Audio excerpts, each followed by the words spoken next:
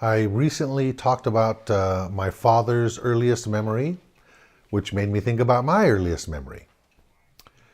My earliest whole memory. I actually have a fragmented memory of some things a little bit earlier, but they're actually a whole very specific story, and so we'll talk about that another time. This long memory I have, longish, starts out completely black. And it's a light. There's a bright white light in the blackness right in the center. And I know I'm not being born.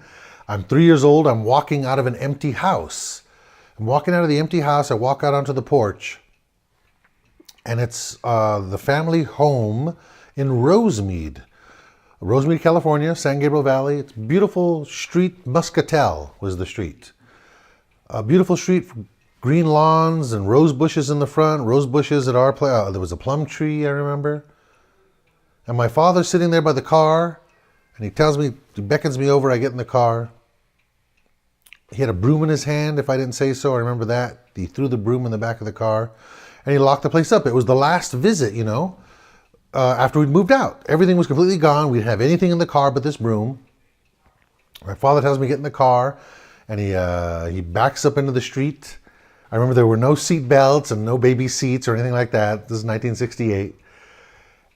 And it was a treat for me to be in the front seat. I remember thinking about that too, that here I was in the front seat. It was mom's seat normally. We're backing out of the place, and he starts to drive forward. This was a family home that we were buying, but we were going off to just 10 minutes away to South El Monte, to a house that we were renting, and we would end up renting that place for 15 years living there. We were off to this rental because we'd lost the house. Maybe that's another story too, but just it's enough to know that we lost the house.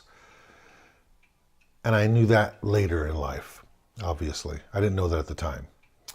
But what really stuck with me, now going back to the memory itself, what really stuck with me was that my father started speaking to me in a way that he'd never spoken to me before.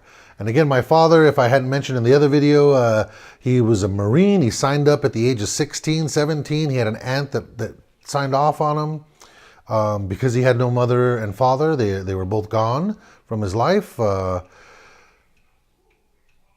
He was a tough guy, my dad, had a tough life. Went off to the Marine Corps, fought in Korea, was decorated, the whole bit. We're driving the short 10-minute drive from the Rosemead house to the South El Monte house. And I remember him talking to me in a way he'd never talked to me before. It was a very sing-song kind of way, not a baby talk way, but a sing-song way. And he was, in my memory, just thinking of it and seeing it right now, I felt like he was convincing himself, but he was talking to me going, well, that was the end of that house. We're not living there anymore, and we're going to go live in this new house, and it's going to be so great, and we're never going back to that other place now because we have this new house to live in, and I think it's going to be a lot of fun at this new house. And he continued in that vein. He was not one to go on. And so, if I hadn't said so, South El Monte, where we went to on Rush Street, was a very industrial area. I remember after the decrepit house on our left had been sold and the lot had been sold, they built an eyeglasses frame factory. They made eyeglass frames. We were always picking them up out of the trash and fooling with them. But now we drove in to this gravel and broken asphalt driveway. There was a house in the front with a shabby grass front yard, and then as you drove in on the left, there was a 4-unit apartment house, and there's a million stories about that, but there's this 4-unit apartment house, and then immediately next to the apartment house was a 2-space carport, not a garage, a carport, which is a roof with 4 legs, if you know what that is. We parked the car closest to this back house, which is where I lived for the next 15 years. Closest to this back house we get out of the car. My father walks to the back of the car, and I'd already gotten out because I'd been there before. And I was walking to the front door, and I was about to go in, and I saw inside the house that my mother and everyone was in there. We're moving in. And my father is standing at the back of the car. And I remember distinctly looking back at him. And the back of the car was just 4 steps from the front door, the way this carport was situated. And he was looking all around in a melancholy way.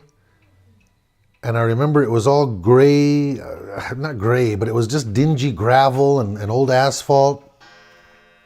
And just from the front door of our house, just 40 steps away, there was this big green dumpster, battered dumpster, that was there the entire 15 years. And so I guess he was thinking about moving from this nice suburban-y beautiful street. And here we were in industrial South El Monte, which unbeknownst to all of us, we'd be there for the next 15 years. And it turned out to be a really terrible neighborhood the whole time. But I'll talk about that another time probably.